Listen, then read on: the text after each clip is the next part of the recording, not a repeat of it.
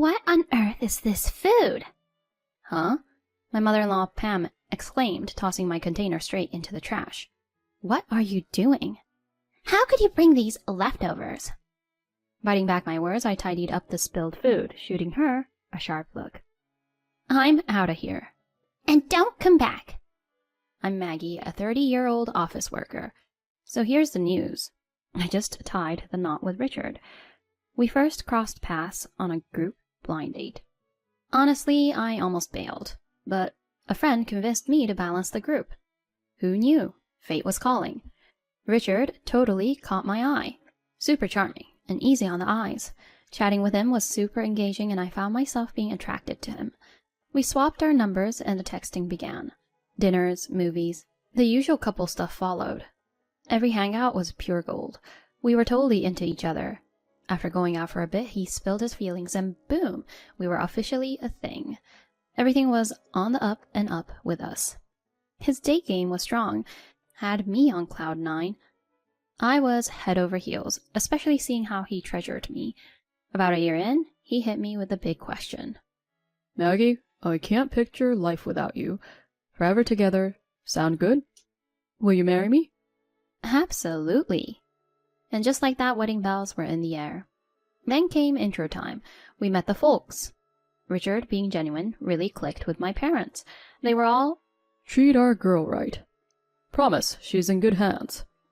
Phew, parents approved. Now the tables turned. Time to meet his family. Walking up to their place, I was mad nervous. His place was straight out of a history book. Is your family kinda a big deal? Legend has it Grandpa owned this posh jewelry spot. Cashed in, built this mansion. This is home base. Gotcha. Chit-chatting, the front door swings open and there she was. His mom. Nice to meet you. I'm Maggie. Step inside. Her poker face game was strong. I hoped for more warmth, but okay. Inside, Dad-in-law was chilling. Did the intro thing and got a supernatural, Pleased to meet you. Awkward silence filled the room. Richard, trying to lighten things up, was like, Oh yeah, we brought some treats. Mom's face lit up, if only for a sec. Thanks, we'll snack later. I mean, I expected tea time now, but okay. Is she not feeling me? She just took the gift and sat there. Come to think of it, they didn't give me anything. No coffee or cookies. I felt a bit of that cold shoulder. The conversation was super stilted, as expected. Richard, Mr. Optimist, launched into our wedding details. My mother-in-law, Pam, couldn't resist. When you're marrying into this family, there are rules. Go on. Big house, right? Family get-togethers are a monthly thing here. All right. We expect you at every shindig. Plus, pre-party setup? That's on you. You're kidding. She went all ultimatum on me. What? I glanced at Richard. He tried to soften it. It's kinda how we roll. Hope you get it. I really want this to work, but monthly family bashes sound daunting. Is this even a good idea? Doubts were creeping in. This might be over your head. It's a high society thing. Her smirk? Ugh. Felt like she was looking down on my family. Not cool at all. It's all good. I hope to get along with the family. She looked thrown off. Great, I'm eager to see. Her eyes were just as fiery as mine, and that wrapped that day. Later, the whole family jam happened. Pam was still talking sarcastically. After my folks asked me if I was sure about marrying Richard and into his family. I totally got where my parents were coming from, but I was smitten with him at that point. Plus, I felt that backing out would be letting my mother-in-law win, so the thought of canceling the wedding didn't even cross my mind. We had our beautiful wedding, jetted off on our honeymoon, and started our married life.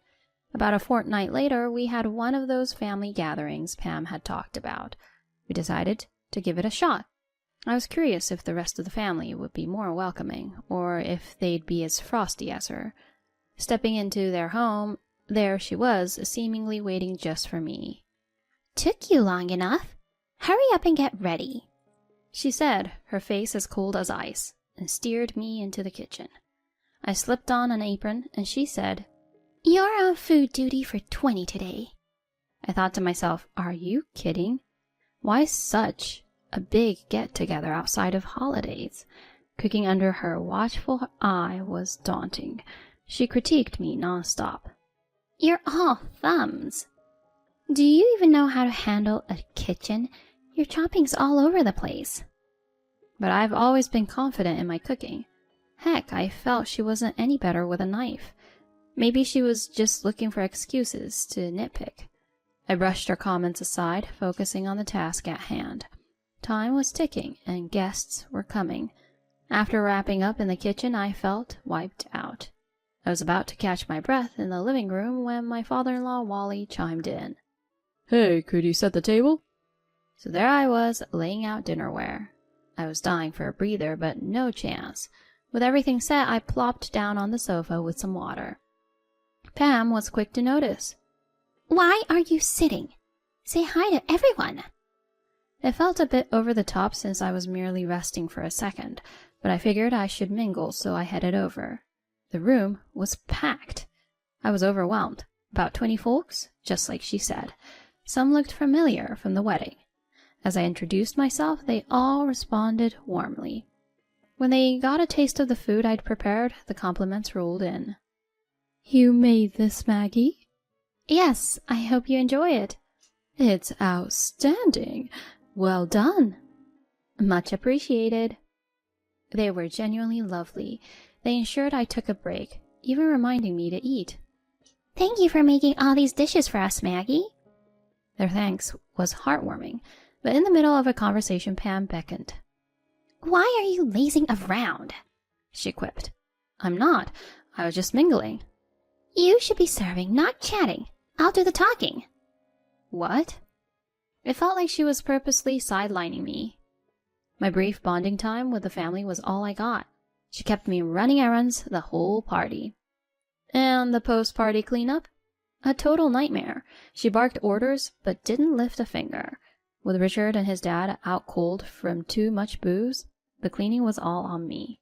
Once done, she said, Nice work. You can head out now. And shooed me away. My husband was out cold, and she sent me home by myself. I left utterly drained and miffed. Her behavior was one thing, but my husband's indifference? That stung. He seemed to have had a blast, oblivious to everything. I felt alone, realizing he wasn't my ally. The next afternoon, he finally showed up. Why'd you bail last night, Maggie? What'd you mean? Your mom sent me packing. That doesn't sound like my mom, he said, clearly taken aback. Well, she did. She's been riding me since the party prep started. His face went from disbelief to anger as I filled him in. Enough with the lies. Why do you keep lying like this? Have you lost your mind from drinking too much? Honestly, I was dumbfounded. I never imagined he'd trust his mom so much more than me. Even with his parents' previous antics, I held on to the hope that he'd back me up. But that hope vanished quickly. From that point on, I started having doubts about him. I questioned whether we could keep going like this. We were newlyweds after all, just about half a month in. I figured I'd give it a year, if only for the sake of the folks who celebrated with us at the wedding. With that resolution, I kept going with our marriage. He tends to bounce back after blowing up, so thankfully everyday life wasn't like walking on pins and needles. A month later, another gathering at the in-laws loomed. Prepping myself, I made my way there, curious about how many I'd be cooking for this time. I greeted. Good morning, Pam. Come to the kitchen right away. Per usual, she was straight to the point. Donning my apron in the kitchen, I noted fewer ingredients. Asking how many guests to expect, she responded dismissively. 7. Just 7? Got a problem with that? No. I was taken aback. Last time it had been way more, but 7 felt doable. With that mindset, I began. Yet, like clockwork, she found flaws with every move. With fewer attendees, I hoped to actually enjoy the gathering. But the opposite happened. Pam, now able to monitor me more closely, kept me on a tight leash, denying me any downtime. It was draining, even more so than last time. And my husband? He just immersed himself in food and had fun, leaving me to tend for myself. Post-party, the men crashed, and Pam, lounging on the sofa, ordered me to handle the mess. More beat than before, she had me out the door soon after with a snarky, "Strangers can't stay overnight here. Only family can. So you better leave." Honestly, I was ready to leave. Dead tired, I hailed a cab, went home, and crashed. The next day, my husband strolled in, grumbling. "You're so selfish. How could you just bail on the family?" I was dumbfounded. Your mom literally told me I'm not family and sent me home. But this only made him angrier. "Why the lies? I can't believe you'd stoop this low." His words stung. I told myself I couldn't handle another episode like this. A few weeks later, he mentioned a major family gathering. "Too much cooking for one morning at my folks. Maggie, they want some dishes prepped in advance." I begrudgingly agreed, thinking it'd just cause more issues if I declined. After a full day of cooking, I packed everything up. Cooking from home spared me any nagging from my mother-in-law. I got to their place early, prepping for the 50 expected guests. Once all arrived, Pam announced, "Thank you for coming. The meal will be out shortly. Enjoy some drinks in the meantime." She seemed to revel in playing hostess. She signaled me for the food. As I started unpacking the dishes to transfer them, she exclaimed, "What on earth is this?" "What do you mean?" "There's quiche, fried chicken, the dishes you asked for." "Who'd eat such mundane food?" In a shocking move, she tossed my dishes in the trash right in front of everyone. "What are you doing? How could you bring these leftovers?" "I apologize, everyone. My daughter-in-law made a mistake. But don't worry, I've prepared some exquisite appetizers for you all." Turns out she'd planned this humiliation from the start. After I spent hours in the kitchen, she carelessly discarded the food right in front of our family, making me feel small. It was clear she was trying to push me around, aiming to have me in her grasp. How she managed that with such ease is baffling. Without uttering a word, I tidied up and shot her an icy look. "I'm out of here." "And don't come back." "And just so you know, I want a divorce." My outburst left my in-laws and husband speechless. Their only reaction was a stunned, "What?" "Wait a minute, Maggie. How'd you jump to divorce? This wasn't on me. We just celebrated our 3-month anniversary. Imagine the gossip." He complained. Looking back, I should have pulled the plug on this earlier or skipped the wedding altogether. A voice from the crowd said, "Can't you see you're why she's thinking divorce already?"